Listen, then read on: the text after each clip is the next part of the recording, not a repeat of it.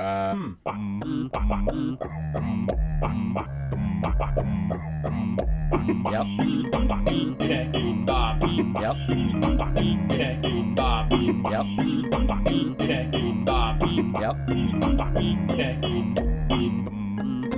Like that? Yep. Good evening, listeners. It's Hey, I've Got an Idea show. It's Luke, Lessashamed Williams, and my brother. I'm Mason Tailsteak Williams, and here's my brother. I'm Jared Body Glove Williams, and what are we making today, brothers? Well, Jared, glad you asked. Today we're going to be designing the latest and greatest form of transportation. Could I just peek here? Brother Luke, the brother Luke, speaking up real quick for a second. What's that? I noticed you're doing something a little different. It's just a thing. Which one of us are you talking to, brother? A thing I'm noticing. I might be mistaken, but is this, as they say, a bit? What do you mean? This yeah. What do you mean? Is this a character that you plug your nose, and that's all? That's the extent of my ability to do a second voice. Yes. Okay, interesting. I will point out that there is a podcast with three brothers on it already. Well, there's actually several, but I mean, there's one that primarily people know. Yeah. Fun fact: I was originally gonna go with the name Justin, but that was taken. Yeah. By Justin Trudeau, our prime minister. So. Right. So instead, you went with Pro Jared. Jared, which is not a name that is taken. I made it up. Yeah. At least you got that one up from scratch. But hey, you know what Jared did bring to the table was that whole concept that we would invent before our listeners this very day.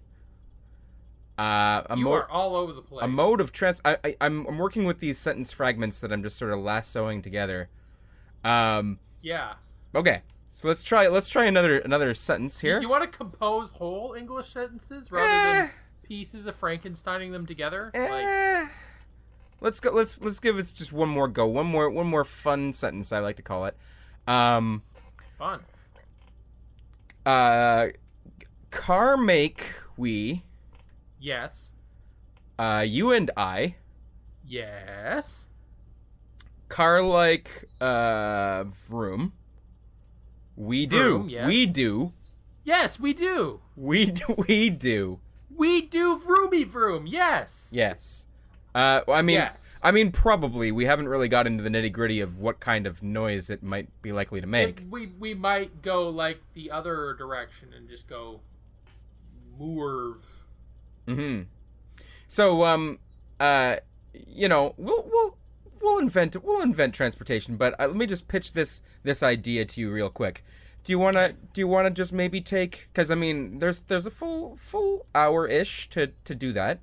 Do you want to maybe take a minute just to be like, hey, like how's your day going?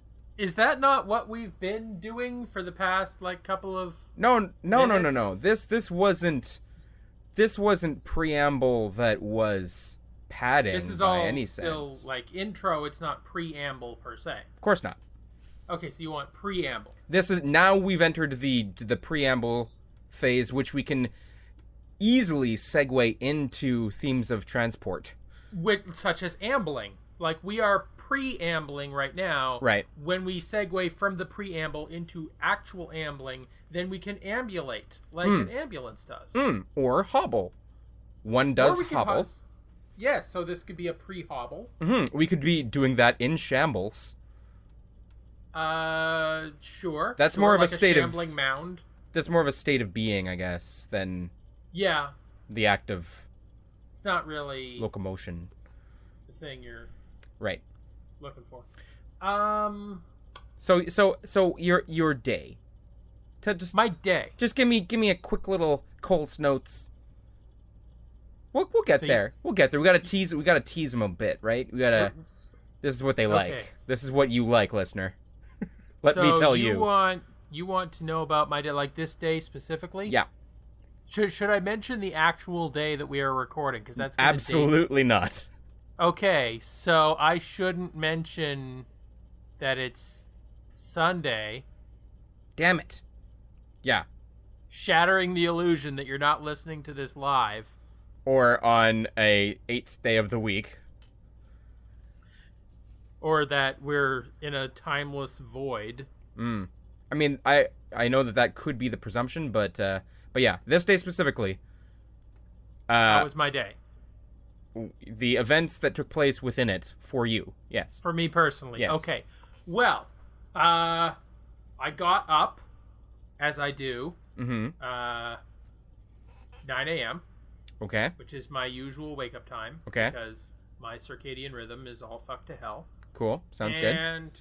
And, showered. Yep. Walked to work at the call center that I work at. Yep. And I did my call center bullshit. Yep. From 11 till 5. Okay. Was gonna walk back, but instead got a ride in a sweet-ass Dodge Caravan. Ooh. Driven by my neighbor, who All right. brought me back to our domicile, where I live directly above him. Okay. And then You referred to him as your neighbor despite him being in the same building? Well, like, we're separated vertically. Like, I am directly above him at any given time, but there is a ceiling/floor between us. I suppose you make a good point there. I mean, like Newman and Seinfeld, they were neighbors.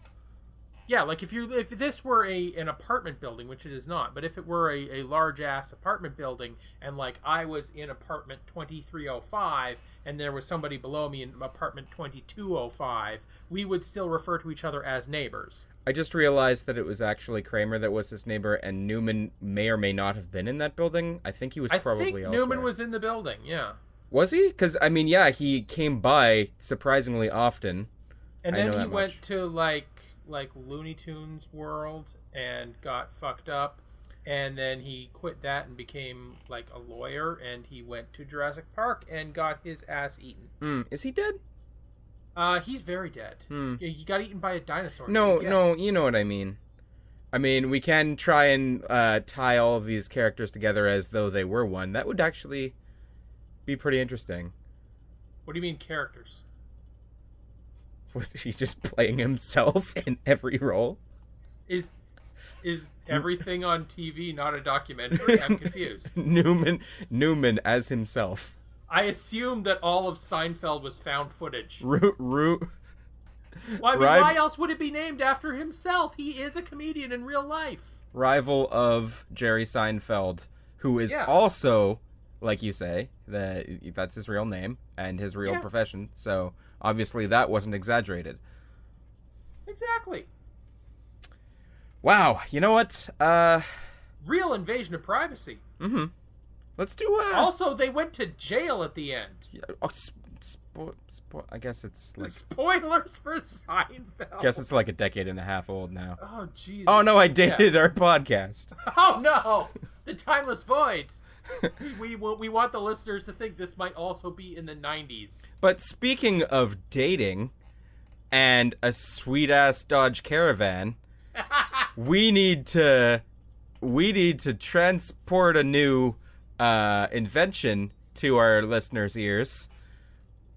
Okay, so we're done with the preamble, is what you're saying.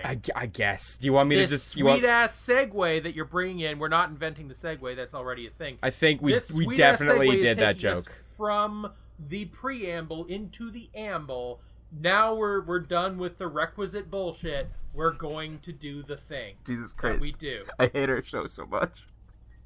Okay, so This is your idea. yeah, well, lesson learned. This is the whole invention thing, right? The scientific method. You got to fail some to succeed, right? Well, I mean, what I figure is we're gonna do like 1,000 episodes of this podcast, and then regardless of our level of success, we're gonna end it abruptly, and then we're gonna start another podcast, and that podcast will be good.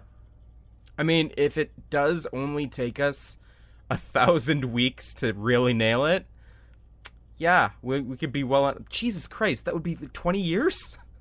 Well, I mean, think about the fact that you need 10,000 hours to be good at something. So we would have to fail our way through 10 different podcasts before we're good at podcasting. Fair. 10 different 1,000 episode hour-long podcasts. God, 10,000 hours is a lot of hours, isn't it? It really is. Like, Malcolm Gladwell, what are you... Like, you can only be good at, like, 2 things and then you die. Yeah, I mean, that's definitely the assertion. Is that there. Malcolm Gladwell? Did I get that reference You right? are correct. Is that the guy? You are correct. Sweet. Nailed it. I only happen to know that because I caught a quote, that exact same quote today, which is phenomenal coincidence. So anyway. Well, Freud would say is another reference that there are no coincidences. You know what's a coincidence? Inventing transportation. You sure are right. Yes. Okay. What a coincidence that is. I'm gonna lead in with the thing that I always say that sometimes has a point. What is the number one problem with transportation today? Whew, straight off the top of my head, I am going to say gum. What the fuck? Gum. I try to Really? Yeah, gum. You don't give a fuck about the thousands of auto accidents that claim lives every year. You don't care about, like, United Airways beating up a dude. No. Nope. In terms of methods of transportation, the problem you have is that you can't drive and chew gum at the same time. Number one is gum. Okay, so whatever method of transportation we come up with, gum will be integral to the process. Everyone who is being transported chews gum and is very good at it. Okay, how about this? Construction material for this vehicle. Gum? Gum, yes. Second point. You steer it with your teeth. All right. Okay, the only way I'm okay with this is if the vehicle itself is the size of a normal stick of gum, you put it in your mouth, chew it, and as you chew it and steer it with your teeth, just the gum that's in your mouth allows you to hover and travel at highway speeds. And then when you get to your destination, you spit it out, and if you want to, leave again, you got to buy another stick of gum. That's some Willy Wonka shit right there. There's so much shit that Willy Wonka should be able to do. Like, I could set a whole show in the chocolate factory and just have it be Charlie learning how to do shit so that he can take over this factory and his ongoing apprenticeship. And, like, can I just have I said fuck Grandpa Joe? Because I think we've been over this before, but I just want to reiterate, fuck Grandpa Joe. Oh my god. You know, we hadn't been over it before, but by what means fuck Grandpa Joe? I'm sorry. Are you kidding right now? You don't know why fuck Grandpa Joe? I mean, he didn't tempt him into the fizzy soda thing, did he? Oh no. You want me to tell you why fuck Grandpa Joe? I mean, yes. Okay. So, beginning of the story, and I don't care if it's book or movie, either way, it doesn't matter. We've got the 4 grandparents who are bedridden. They're in the bed all the time, eating the cabbage soup, not lifting a finger to do anything. Charlie Bucket lives with his mom. His mom is working her fingers to the bone to provide for him and the 4 bedridden grandparents. Right. And Charlie Bucket comes home, golden ticket, and he could have been like, hey, Mom, you deserve a break. Let's, get somebody to take care of our bedridden, grandparents. And no, Grandpa Joe, evidently able-bodied and spry this whole time, springs up out of bed and says, well, I'll take the boy. And he goes and fucking leaves Charlie's mom, who we never see again, to deal with the remaining 3 grandparents in, whatever fucking hovel they live in. Grandpa Joe was pretending to be bedridden for Charlie's essentially his entire life, watching either his daughter or daughter-in-law, it's never established, care for him when he is a perfectly able-bodied adult. Fuck Grandpa Joe. And as for, not tempting Charlie, no, he does tempt Charlie. When Slugworth is like, oh, give me the gobstopper, I'll make you rich, Joe is like, yeah, that's a good deal, Charlie, we should go for it. I guess Fuck Grandpa Joe. I guess, well, Is he not like sort of I don't know what you would call this, the character that moves the plot along? Is that not the role? He is kind of the straight man in that he is there for Charlie to react against, and you do need a character to be there alongside Charlie. Yes, I get that, but that could have been anyone else, preferably somebody who was not pretending to be bedridden for 10 goddamn years while being waited on hand and foot by a single mother. So, if you were Willy Wonka, Which I am. and you had this transportation gum that could move people at high speeds. Well, I don't need it. I've got a glass elevator. But, Well, of course, but like I want to help out the people. So in addition to giving them candy that has magnificent nutrients and does, magical things, I also give them magical transportation gum. Right. And I'm like, don't get into any gum accidents. Yeah, And then but really, all... you're just looking for a high score on that kid body count.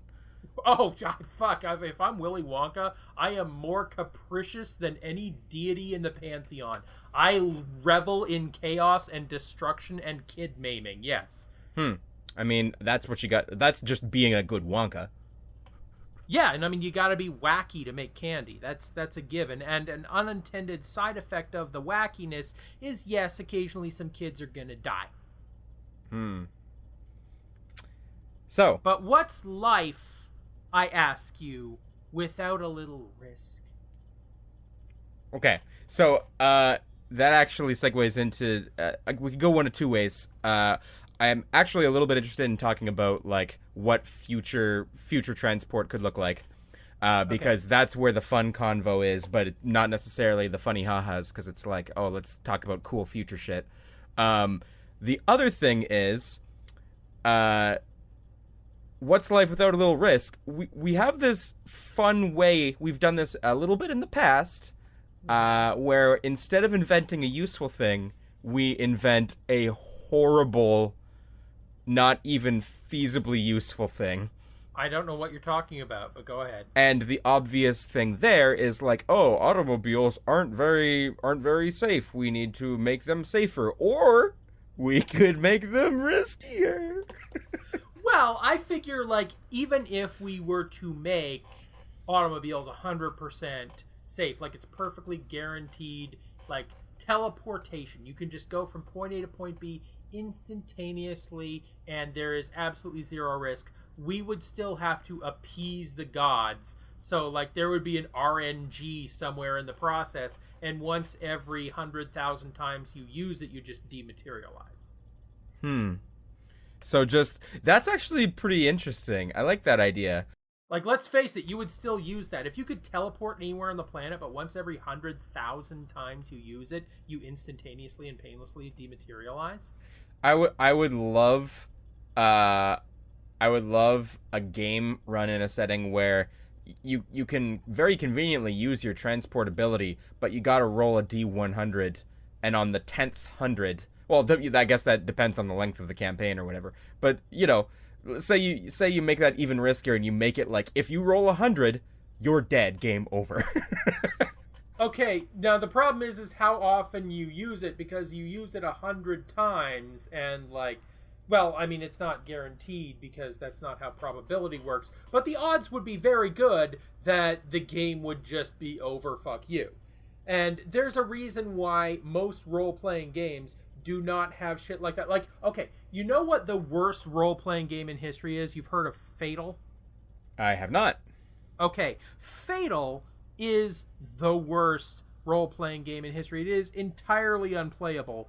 And one of its very, very minor sins out of all of its cavalcade of sins in game creation is the fact that whenever you cast magic, there is a possibility that it goes wrong. And if it goes wrong, you roll on a table, and the very last item on the table is the universe ceases to exist. So anytime you cast any spell, you roll. If you fail that roll just for basic casting a spell, then you roll on the other table, and if you get the very last item on the table, the universe ceases to exist entirely. It kind of seems like one of those card games where you got just a card that if you draw it, the game's over, total up your points and see who won.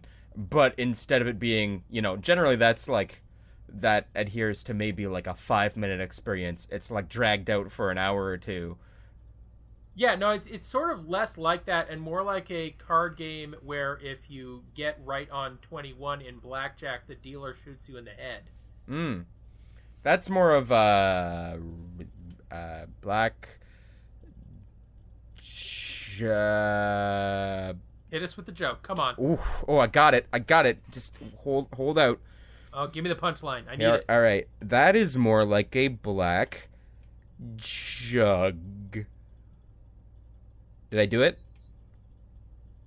Yes. Very funny. I am L'ing my AO right now. Cool. Hey, let's do a transportation. What do you think? Now that we're a third done this episode. Okay, so let's not beat around the bush. Here's the thing with actual transportation is we are careening towards the driverless car. Thank you. Yes, that is absolutely that is the thing main we talking were all point. Thinking about bringing up because like right now, you see on TV like commercials for like a car that'll give you lane assist and braking assist, and it'll parallel park for you. Parallel parking is already like the hardest thing you do. So like driverless cars, that shit is coming. And let me tell you, every single person who drives a truck for a living, and there are a lot of people who drive a truck for a living, every bus driver, every taxi driver, yes, even you people who drive for like Uber or Lyft, all y'all looking for new work. Yeah, no, it's very, very true. Also, I am just going to point out the fact that I think it's very amusing that they are trying to like ease us into it, and that commercials are literally saying things like, enjoy the experience of the drive while you can. Like, no joke. No joke. Yes. What? I haven't seen this commercial. Are they, like, threatening us now? No joke. They're like, the feeling of driving we'll only know for this generation. To take it while it's hot. The age of the automobile has ended. And now witness the rise of the machines. You know how the majority of the working world goes up into a skyscraper and... puts themselves at the mercy of a suspended box that is flying several stories through the air. Like, of course, when that was first coming out, people were like, oh my god, it's gonna drop you, you're all gonna die. Yeah, like when the elevator first came out, you had to have an elevator operator, because if there wasn't a dude standing there like, I'm in a uniform, don't worry, I know how to handle this complex machine. Here we are on the 3rd floor. I'm going to list the things that are for sale on this floor for some reason. You're welcome. And like, why was that dude even there? I'll tell you why he was there: to get people used to the idea of this magic box. And once people were used to the idea of the magic box, you didn't need the superfluous human anymore. Right. And I'm going to throw this one out there. Yeah, you employed that person for that job. You made work for that guy. But that was obviously safety theater for putting people's minds at ease that there's a person here. You're fine. It's safe. Can we please do away with some of the safety theatrics of airline security? That is not the way it needs to be. Holy shit. Just in general, people are always like, oh, but that dude had a job and that helps the economy. I dispute the idea that having a job for the sake of having a job that doesn't actually produce anything is good or necessary. Like, can we get away from this idea that everyone has to have a 40-hour job in order for society to work? I don't care if you have a 40-hour job if what you do is meaningless. Like, that dude in the elevator operator, yeah, he had a job. Good for him. He didn't produce value. Why should we say, like, oh, no, but it's good for the economy that he had a job? How exactly? Yeah, well, because his time was used, obviously. Yeah, it's like we have so few hours between now and the grave, and I gotta spend it standing in a box wearing a starched velour uniform and like pulling a lever and announcing that this is the 3rd floor where you buy lingerie. Like, I want to do meaningful things, damn it. Yeah, I have to mention, because you touched on a very great point there, that, like, we're all kind of elevator operators unless we're actively creating systems by which the economy actually gets better. Yeah. Fuck. Well, got a little welcome real. to our podcast where we invent society. Yeah. Like the entire economy. Welcome. You thought we were going to make some bullshit car covered in bubble wrap. No, we're here to deconstruct capitalism. You never know what you're going to get here on Hey, I've Got an Idea show. Motorized unicycle. Let's do that. Go to hell. Motorized unicycle? I would get on that and I would be, no joke, dead in half a second. I can't balance on two wheels. You know what? I'm going to go ahead and drop a confessional here, folks. I can't ride a bicycle, okay? Oh, wow, you still can't, huh?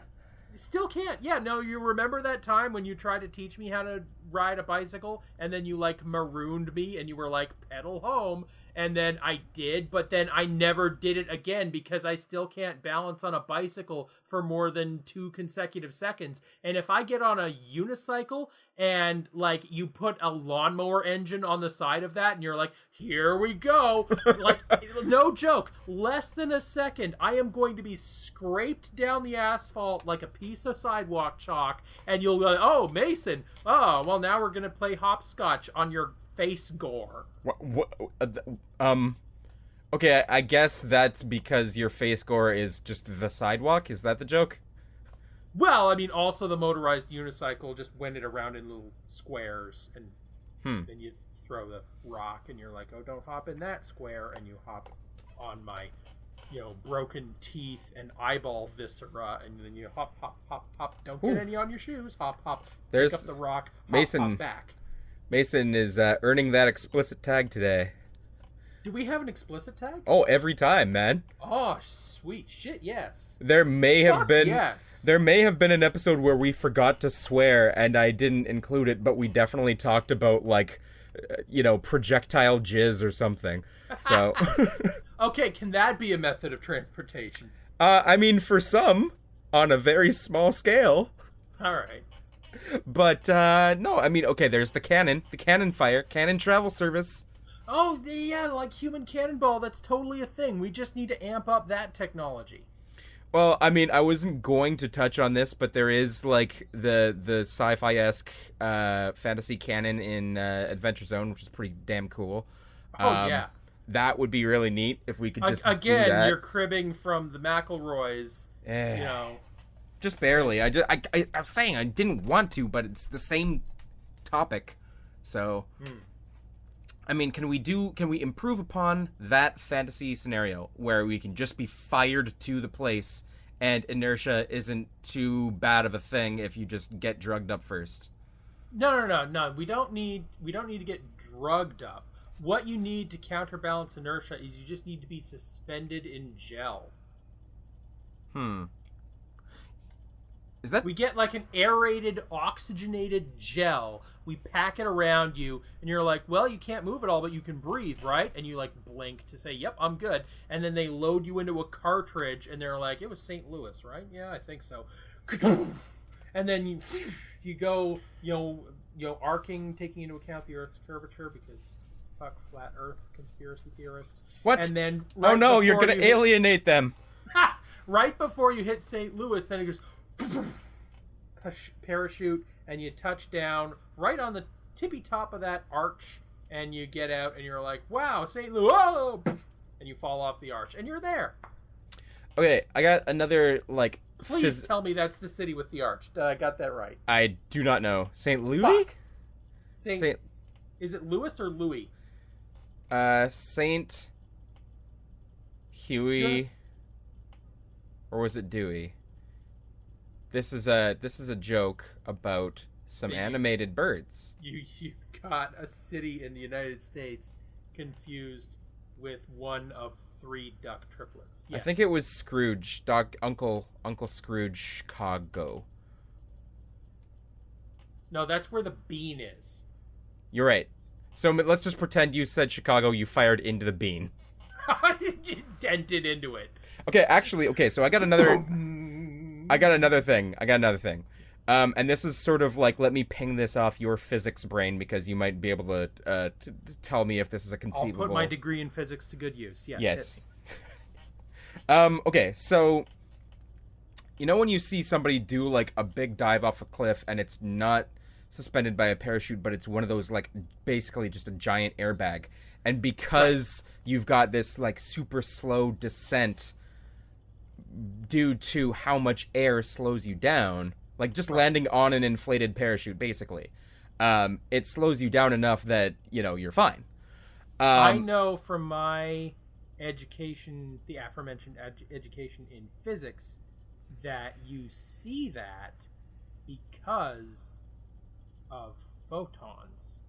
Okay, great. Thank you.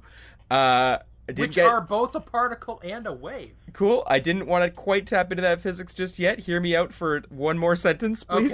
Okay, go for it. So travel is going across this horizontal plane that you're going from point A to point B, and the canon theory is like you shoot into the air and do an arch and then come back down, right? But theoretically, if we were talking about two flat surfaces, like two coins that were facing each other, and you had a more of a slingshot mechanism than cannon, so not like explosive, but just a platform that springs forward and then was cushioned by an equal spring, essentially. So the inertia just kind of goes back into the other one and then locks back in place. Can you visualize what I'm saying? So you're getting shot laterally out of a slingshot into a spring, and the spring absorbs your momentum.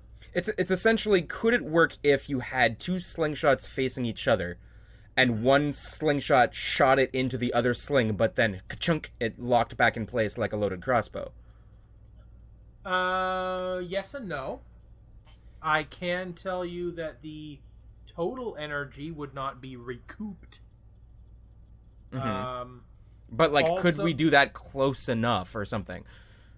Okay, also, the whole reason why you have to do the parabola is because gravity. So either you're going to be doing this on a rail of some sort, or you're going to attempt to fire directly horizontally, and instead, much like my face with the sidewalk with the motorized unicycle, you're just going to go straight into the ground. True.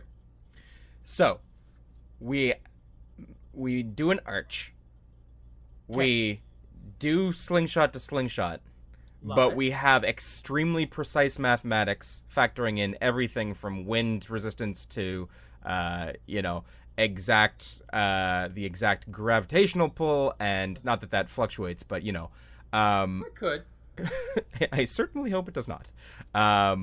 And yeah, you literally do a cannon travel service, but with an actual safe descent. Could this be a thing? Okay, here's my problem. You know how air traffic control is a thing? Yeah. Okay. The reason why air traffic control is a thing is air currents, regardless of the precision of one's mathematics, will change on you. Also, birds are a thing, and, turbulence and weather and such. So, if you have the thing that is fired out of a slingshot and you don't actually have any form of mid-air controls, it's like, imagine if you're trying to throw a football and hit a target across the other end of the football field, but the football is getting, like, things are hitting it in mid-air. The football needs to course correct, but it can't. It's just a football, and then it doesn't go into the target or, like, the net for 3 points, which I assume is how you football. Instead, it just, slams into some other thing that would be comedic. So I think essentially what you're another metaphor for this is like if you go to a batting cage, even though the balls should be roughly the same size and the machine should do exactly the same thing, it's not going to put the ball at the exact same spot every time. Exactly. Well, no, it's not going to be exact. And I just had the idea of like they have a pitching robot, so why can't I bring in a batting robot? And then I just set up the batting robot across from the pitching robot, and they just hit the balls back and forth forever with perfect precision. Yeah, and like if you have the balls caught by a funnel, a giant funnel going back into the pitching robot, you just literally are just wasting electricity watching just hitting balls go homers through the air. forever. Yeah, Perfect homers. that'd be beautiful. That'd be beautiful. And imagine if you want a picture of the future, imagine a grand slam homer stomping on a human face forever. I'm sorry, where was the face stomping there? Well, that unicycle. I don't know. All right, let's It's a 1984 reference, which is the future. Okay. So we talked about aerial travel. We talked Is that what we did? Okay. we talked about a motorized unicycle that ruins your head. My perfect head, yes. Just grinds it down like a pencil sharpener. That's one form of ground transport. Yes. Well, What it's a grinding transport. That's not the same thing as a ground transport. What about... I mean, I want to talk about, like, water transport, but I don't know that we can make that any more efficient because that's just adding resistance to what you're doing. Aerial is faster than taking the sea, and you only go by ground because it's the simpler thing than going by air. And it's, like, short distance. Look, I want to try and tie all of these concepts together, as we usually do. Okay. Let's make one thing out of this. Okay, so you get fired out of a slingshot towards St. Louis. You're about to hit that arch. Oh no, which I haven't looked it up, but I assume it's in St. Louis. But instead, wham, you hit some gum. I was hoping we would save gum for like the exact end of the podcast, but Nope. Yes, spoiled and it. the gum is attached to a motorized unicycle, which takes you to the exact intersection you actually wanted, because that only got you to the city. Now this is going to get you directly to the address you want, and then it gets you there and opens up the cartridge, and then out comes all this oxygenated gel that you were cushioned in, and you just boom, and you fall out. Oh, that sucks. Oh, but I'm here now. Okay, here's the question. Yeah. This is a new concept. Okay. Fastest way between 2 points is straight line. Fastest way between points is like Japanese bullet train. I mean, I guess for what we've actually got right now, that yes, but bear with me. Okay.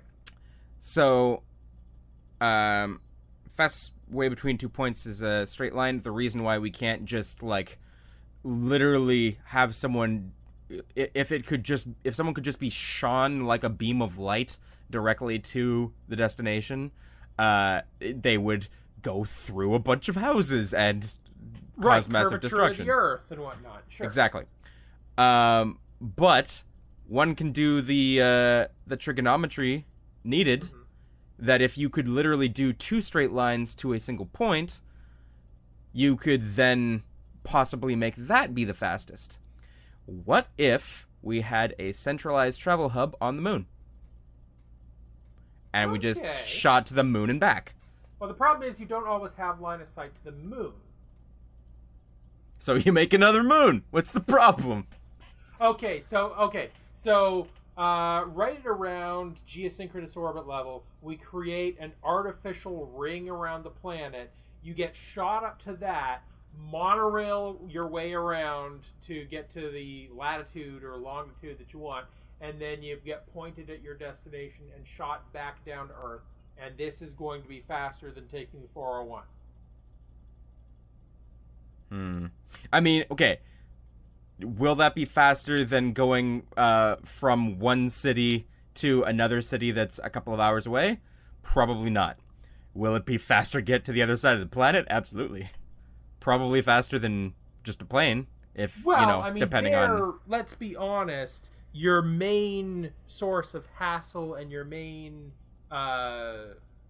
like slowdown is not the plane itself. It's the fact that you have to organize your whole day around, the scheduling of the airport and when they're choosing to fly the plane, and you got to show up like hours early so they can, pat you down inside your colon, and then you need to get on the plane and just like chill. But like what we really need, like if you have the thing where you get shot up to the ring and then shot back down again, are you telling me that there would not be a similar amount of bureaucratic bullshit? That there isn't going to be more TSA security theater stuff? The first time that some jackass tries to bring a shoe bomb up to the ring? I think that is a question for, where humanity is actually going to go. And that's one of those things where you can think that we've got a Mad Max future, or you can think we've got a Star Trek future. Yeah, no, I mean, I'm a big believer in the Star Trek future. I'm a fundamentally optimistic dude. But I'm just saying the major problem with the airline is not the mechanics of air travel, it's the airlines. So, if we could get rid of the airlines and just all fly with perfect precision with gum, then that would be better than going to a ring if the ring also has the same security precautions and bureaucratic bullshit as an airport. Mason, my dear brother, we've talked about a bunch of things. We need to reel this into one central concept if I'm going to feel good about putting our stamp of approval on this one. Okay. How do we do that? You know what we haven't brought into this yet? What's that? Monorail. Okay. Everyone loves a monorail. Okay. I don't know why one rail is so much better than two, but they just are, Luke. Monorails are the best. Okay. Do you think that we try to do one big old monorail funded by the rest of the world, the UN pitches in, and... Yeah, like, we were going to cure malaria, but fuck it. You know what's great is this monorail that we will stretch between continents. I forgot about the whole thing where the monorail was the absolute snake oil of that Simpsons episode. Like, you could not, like, they were hustled onto a monorail, and here I am talking about the UN all just being like, yeah, okay, sure. None of us have watched this. Shows up at the UN headquarters in New York, and he's like, oh, sure, curing malaria is a great idea for a fool. I want to put the Earth on the map. So, I've sold monorails to Mars and Venus. Okay, so if we could do a monorail that actually circled the globe, and then once that's done, proof of concept, okay, maybe it works, maybe it doesn't, we determine from there. Obviously, you're not going to put it like exactly on the equator. You're going to try and figure something out. Maybe you start with... No. That's how geosynchronous orbit works, dude. So you have one monorail, like surface level, that goes around the world at the equator level. And then above that, you have the ring at geosynchronous orbit, right? So you can have like lines going up and down from the ring to the monorail that's going around the globe. But here's the thing, right? You bring in the ring a little bit, so it's not quite at geosynchronous orbit. So it's orbiting at a different speed from the planet. So all of those connections from the rail down below to the ring up above, they're constantly whizzing by, powered by the orbit of the Earth itself. So when you need to go east to west, all you do is you go down to the equator, you hook onto that, and whee, it just sends you off over the horizon. Is this like a thing? Is this just a common like, sci-fi concept or something?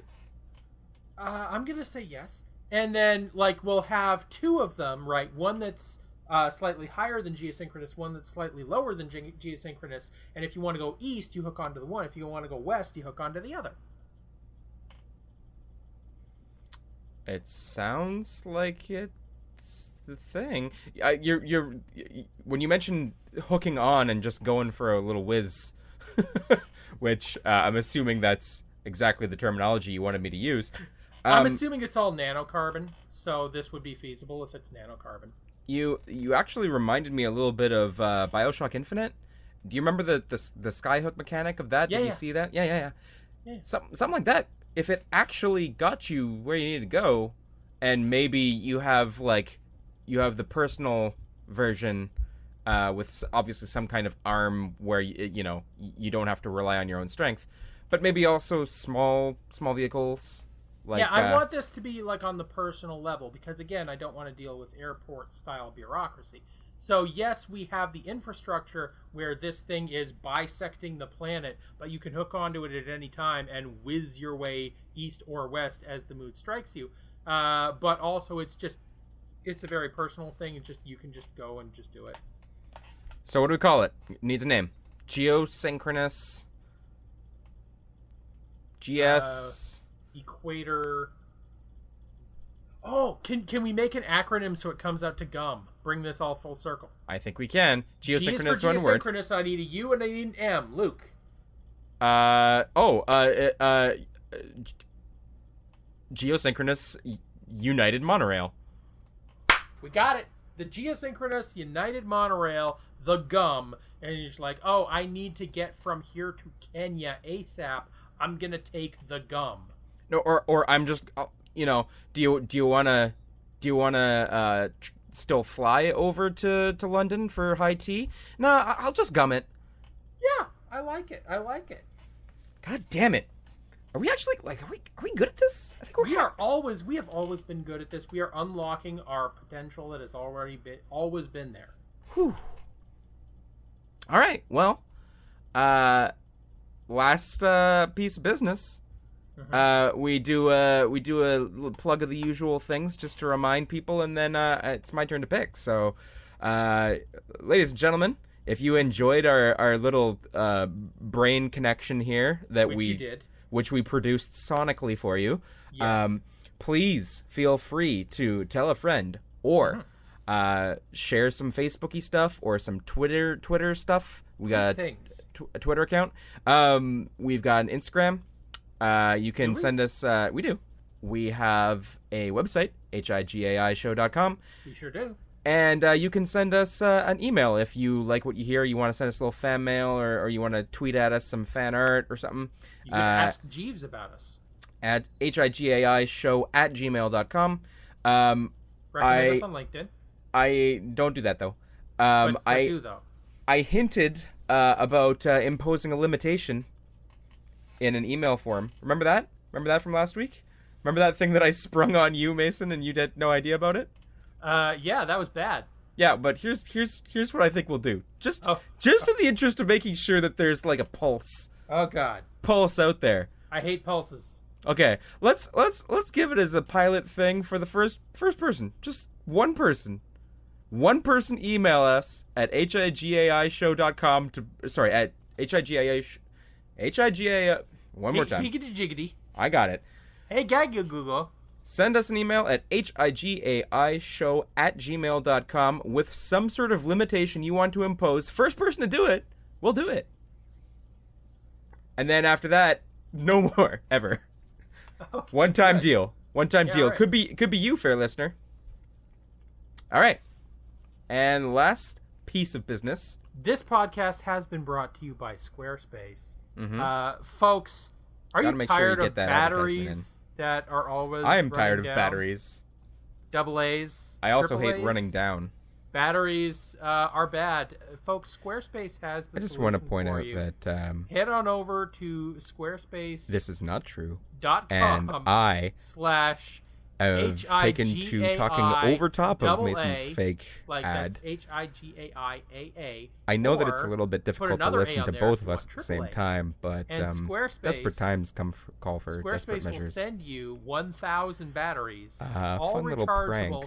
And the next episode, I'm actually going to edit it slightly so like that 10 cents Mason's part where he advertises.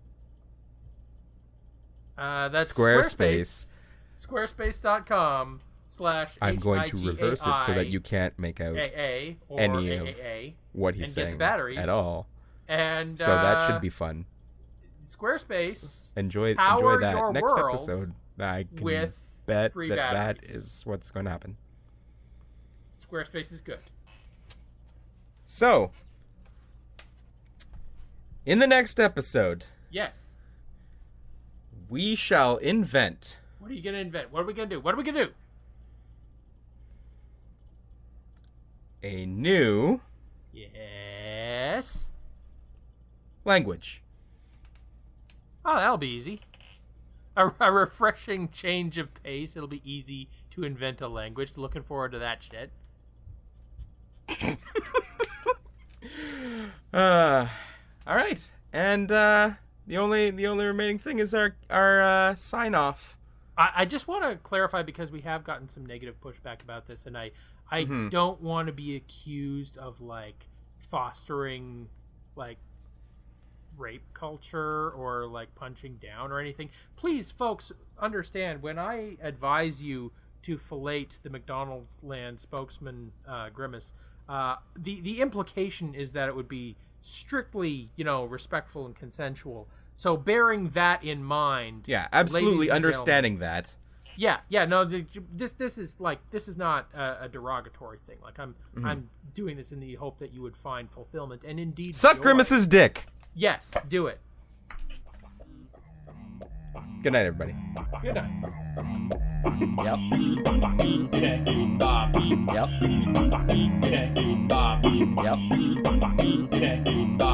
Yep.